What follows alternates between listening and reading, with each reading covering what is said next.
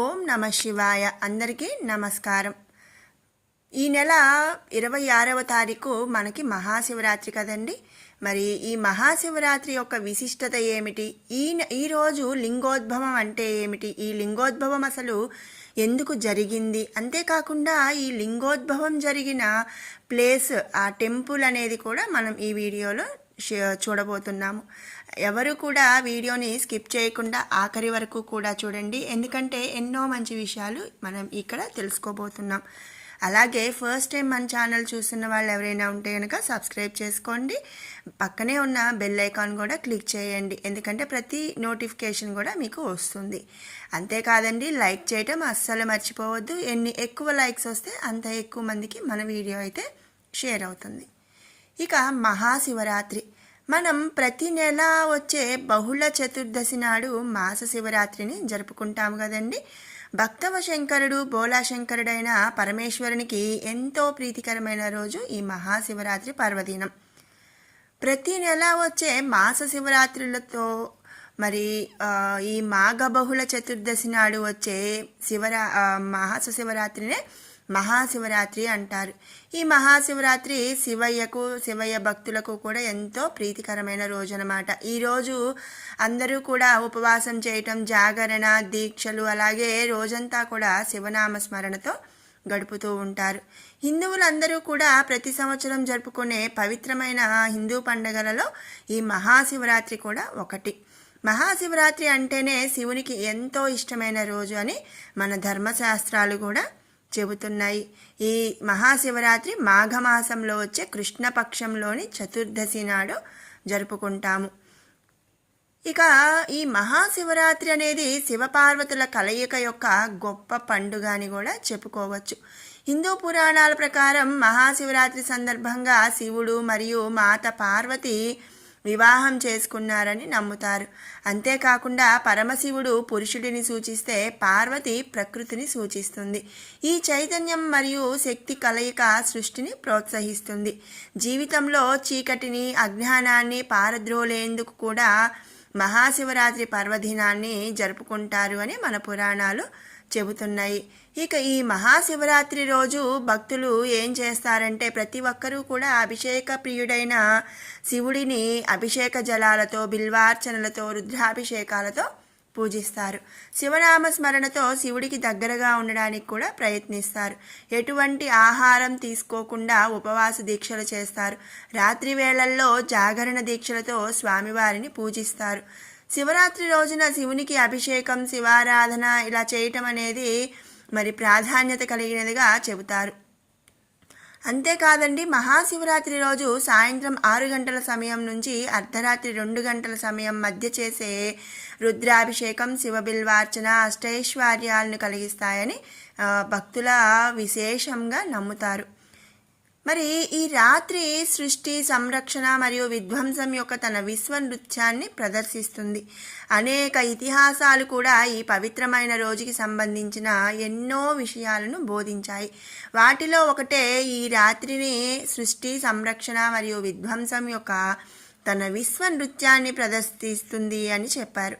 మరొక పురాణం ప్రకారం మరి శివరాత్రి ఈ రాత్రి శివుడిని ప్రార్థించడం ద్వారా ఒకరు తమ పాపాలను అధిగమించి ధర్మ మార్గంలో నడిచారని, వారికి సద్గతులు ప్రాప్తించాయని చెబుతుంది. అలాగే ఈ రోజున ఉపవాసం ఉండడం వల్ల శుభం కలుగుతుందని కూడా నమ్ముతారు. ఇక లింగోద్భవం పైన కూడా, అంటే లింగోద్భవంకి సంబంధించి కూడా ఎన్నో పురాణ కథలు అనేవి ఉన్నాయన్నమాట. ఈ మహాశివరాత్రి రోజు లింగోద్భవం కూడా జరుగుతుంది అని, మరి అన్ని శైవ క్షేత్రాల్లో కూడా లింగోద్భవం చేస్తారు అని చెప్పి చెప్తుంటారు. మరి ఈ లింగోద్భవం అసలు ఎందుకు జరిగింది అని ఒక పురాణ కథను ఇప్పుడు చెప్పుకుందాము. త్రిమూర్తుల్లో ఎవరు గొప్ప అని మరి బ్రహ్మ, విష్ణు, మహేశ్వరుల మధ్య వాదన వచ్చిందట ఒకానొక సమయంలో. ఆ సమయంలో ఈశ్వరుడు లింగ రూపం ధరించాడని, దాని యొక్క ఆది అంతాలను కనుక్కోవాలని బ్రహ్మ, విష్ణువులకు చెబుతాడని పురాణాలు చెబుతున్నాయి. అయితే అది తెలుసుకోవడం కోసం మహావిష్ణువు ఏం చేశాడంటే శ్వేతవరాహ రూపంలో మూలం కనుక్కోవడానికి వెళతాడు. అదే సమయంలో బ్రహ్మ శివలింగానికి పైభాగం వైపు వెళ్తాడు. ఇద్దరూ కూడా మహాశివలింగానికి ఆది అంతాలను కనుక్కోలేకపోయారు. అయితే బ్రహ్మకు ఆ సమయంలో మరి శివలింగం పైనుంచి పడిన కేతకీ పుష్పం, గోవు దర్శనమిస్తాయట. మొగలి పువ్వు, కేతకీ పుష్పం అంటే మొగలి పువ్వు. గోవుకి తాను శివలింగానికి ఆది కనుక్కున్నానని చెప్పి అదే విషయాన్ని విష్ణు శివుడు ముందు చెప్పాల్సిందిగా బ్రహ్మగారు చెప్పాడట. బ్రహ్మకు అబద్ధం చెప్పిన మొగలి పువ్వుకి గోమాతకి శివయ్య శాపం ఇచ్చాడట. మరి బ్రహ్మగారు మొగలి పువ్వుని అలాగే గోవుని తనతో పాటుగా తీసుకొచ్చి శివుడికి విష్ణువుకి మరి తాను లింగం యొక్క మొదలు కనుక్కున్నాను అని చెప్పమని ఒక అబద్ధం చెప్పమని చెప్పి బ్రహ్మగారు ఆ రెండిటిని తీసుకొచ్చాడట. వారు కూడా మరి బ్రహ్మగారి మాట కాదనలేక అబద్ధం చెబుతున్నారు అని గ్రహించిన శివయ్య ఏం చేశాడంటే మొగలి పువ్వును గోమాతను శపించాడట. అబద్ధం చెప్పినందుకు బ్రహ్మదేవుడికి భూలోకంలో గుడి పూజలు కానీ ఉండవని బ్రహ్మదేవుడికి శాపం ఇచ్చాడట. మొగలి పువ్వు పూజకు పనికిరానిదిగా శివుడు శాపమిస్తాడు. అంతేకాకుండా మరి గోమాత ముఖంతో అబద్ధం చెప్పిన తోకతో నిజం చెప్పిందట. కాబట్టి గోమాతకు మరి ముఖం వైపు చూస్తే పాపంగా, గోమాత తోకని చూస్తే పాప పరిహారంగా శివుడు గోమాతని కూడా శపించాడట.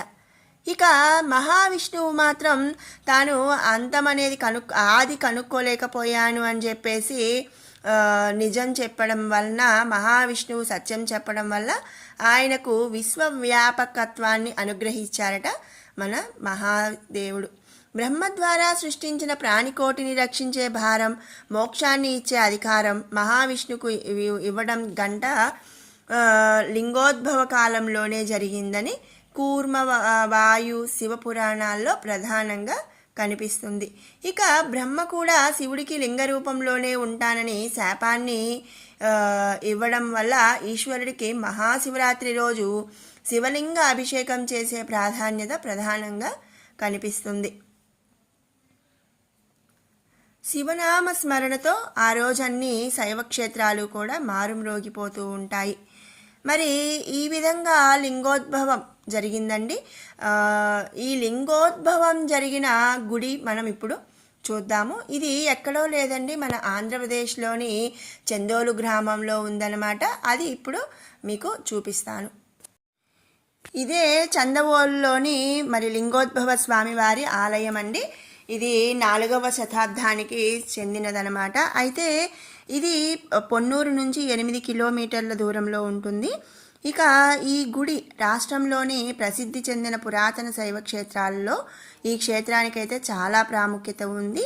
మహమ్మదీయుల దండయాత్ర టైంలో ధ్వంసమైన ఈ క్షేత్రాన్ని తిరిగి 10వ శతాబ్దంలో కులోత్తుంగ చోళ మహారాజు గారు పునఃప్రతిష్ఠ చేసినట్లు మన చరిత్ర ద్వారా తెలుస్తుంది.